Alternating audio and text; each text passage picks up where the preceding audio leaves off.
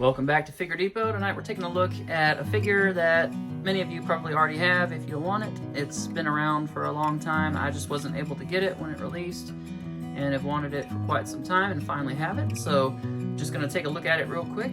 But if you enjoy my content, stick around and check it out. It is the Batman Begins NECA 7-inch figure. We'll also be reviewing the quarter scale figure when it arrives. It's probably not going to be here for another week or so. But when it arrives, we'll take a look at it as well. And yeah, this thing looks sick. Window box package, art from the promotional images and stuff they used when they were promoting the film. We get a picture of the figure on the back.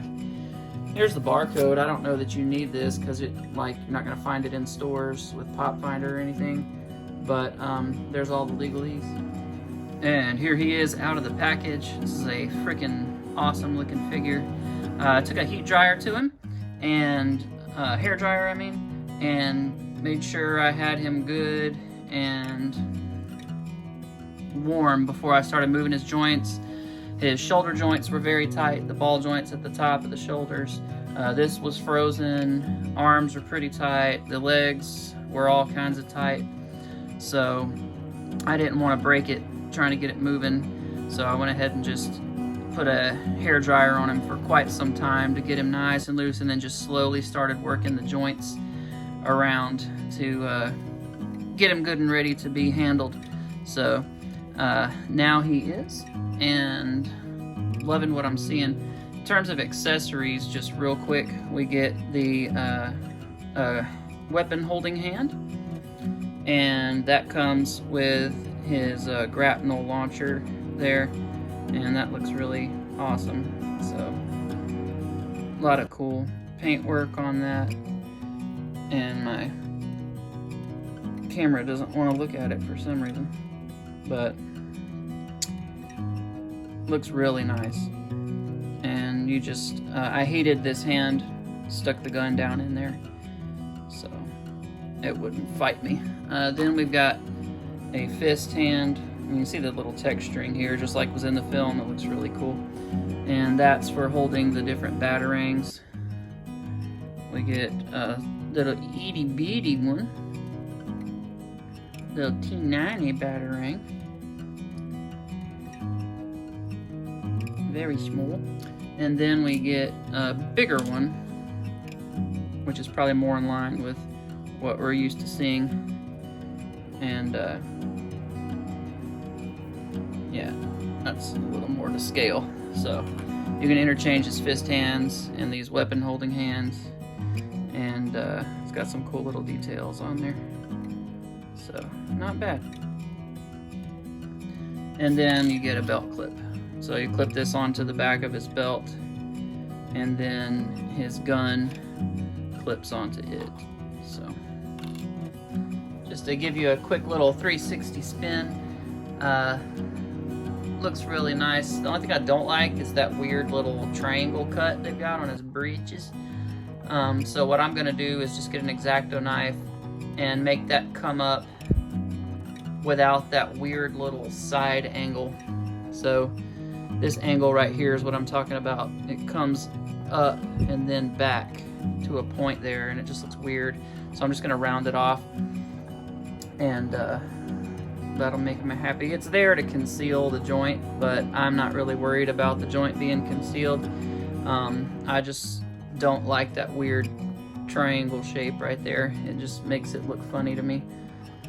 So yeah, but we get one little stitch here to kind of on each side to kind of help the cape fall like they want it to, and then that's pretty much it. Batman in Batman Begins looks really cool with his cape kind of down around him. He kind of cloaks himself a lot in it to be mysterious and everything, and you kind of get that out of this figure as well. Looks really nice, so I like that a lot. Usually I'm remaking capes for my figures, but I think this one I'm actually going to be happy with. Who knows, I may still make a wired cape for this guy at some point, but for the time being, I'm really liking it. The cowl on this looks really nice. I really like the Batman Begins cowl in general. Keaton, Batfleck, and then Bale's cowl are all really cool looking, and I like them all quite a bit.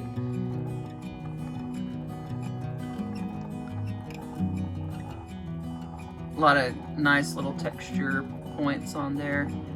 I'm curious about the eyes. So small. I think they did actually paint them green, and the quarter scale figure they did, and we'll get a closer look at that whenever it arrives. But really good looking figure overall, and very stoked to have it. Now, just to get us a nice up close look with the cape out of the way here, you can see the eyes are sculpted really nice. Got some good detail on the face there. The bat signal looks really cool. There's a matte finish to the suit and then a gloss to the gloves, which is true to the film. Then you get these glossy bits down here, and then the kind of mesh looking parts here. Really nice design there. I had all the Movie Masters figures, but they were just so small. I ended up getting rid of them. With McFarlane coming out doing their stuff in 7-inch, it just kind of... They were already a little small compared to DC Universe Classics and DC Multiverse, but then when McFarlane started cranking out Batman stuff, it just really dwarfed them, so I naturally wanted to pick this guy up, since everything's moving to that more 7-inch scale. The belt looks really cool, the armor plating on the back, all that looks really nice.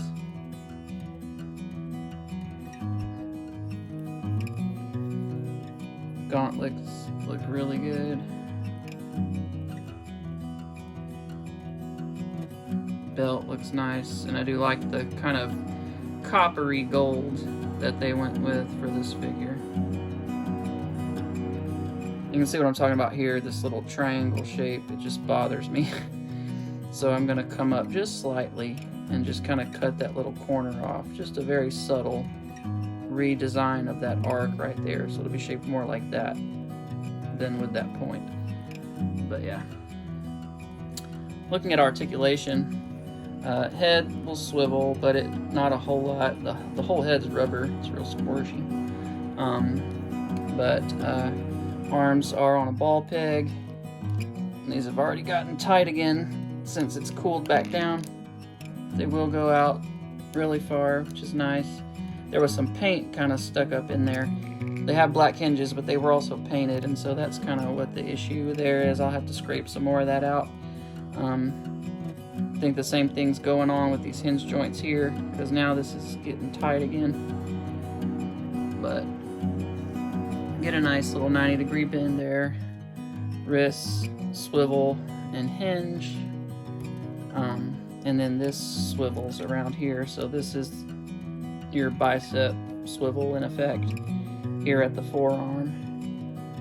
So yeah, you can see little chips of paint coming out of that joint. So I'll get all that out. This rotates fine. You do have a waist swivel also. Doesn't really crunch forward because of the rib cage hits the ab plate. He doesn't really go back a whole lot either, just very minimal. Legs will kick pretty far forward, and they go back fine. We do get a thigh cut here. We do get splits out to the side. You can see the ratcheted leg joints there. And then we do get our bend here at the knee. It's not just super awesome, but good enough. And then that swivels as well. And then there is some up and down with this, but it's gotten cold again and I don't want to force it. So it will kind of go up and down some. It does pivot. I was pivoting this around a whole lot. I'm gonna have to heat it up again. When this figure cools back off, it really tightens everything back up. So just be careful with that. But you do get a pretty good range of pivot and up and down with the toes when it's nice and warm. So I'm gonna have to work with it a little more. Cape's a nice fabric, just nothing spectacular, just the same stuff we've seen before from other Batman figures. So now we'll do some size comparison. Here he is with some other 7-inch figures. We got the McFarlane Dark Knight Returns Batman. Then we have the NECA San Diego Comic-Con Dark Horse 2-pack. And both of these figures are pretty much the same exact height. The only difference is these are much beefier, more muscular figures. He's got a more slender body than they do. So, but he's still the same height that they are. Here he is with the Rebirth McFarlane Batman. They are both fairly slender. He's still a little more muscular and just a hair taller. And then this guy is definitely bigger and taller. This armored up Arkham Knight Batman, much taller than the Batman Begins figure is. So McFarlane definitely scales large in the 7-inch scale. He kind of scales all over the place, just depending on the figure, because these are all supposed to be Batman, these two, but this is so much bigger than this guy. This is an earlier figure, this is a more recent figure, so. And real quick, just to give you an idea of how he scales with Black Series and Marvel Legends, here's a Wolverine, which is a little on the shorter end for a Marvel Legends figure.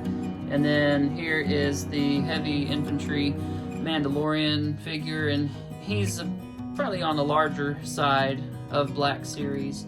So they are a 6-inch scale figure, and of course he's supposed to be 7-inch, but he's coming in on the low side of 7-inch for sure. Final thoughts? Yes, get it, pick it up. It's a beautifully sculpted figure. The cowl looks amazing, the body armor looks amazing. It's a little limited in articulation compared to what we're used to now, especially not having double jointed knees. The 1/4 scale figure, which I'll review here before too long, you'll see has a bit more articulation, but this isn't horrible for the time that it was made. It's actually pretty decent and still just a great figure. It looks amazing, and I think it's going to photograph well. So I would pick it up if I were you, obviously, because I did. But I would definitely recommend it. I think it looks good, and I say go for it. Thank you so much for watching. I hope you'll check out my Instagram. I plan on photographing this guy soon, and just check out my other reviews upcoming. I've got all kinds of stuff on its way in the mail to me right now, so should be pretty busy here in a little bit. And some of that is the Lord of the Rings Diamond Select figures, so if you want to check those out, I'll be reviewing those. And I got some other odds and ends coming in, and then 2/4 scale figures, the Batman, and I'm also gonna review my incoming 1/4 scale Leonardo Ninja Turtle. Can't wait for that. So I can't afford all 4 of them, but I had to get just one. All right, we'll see you next time.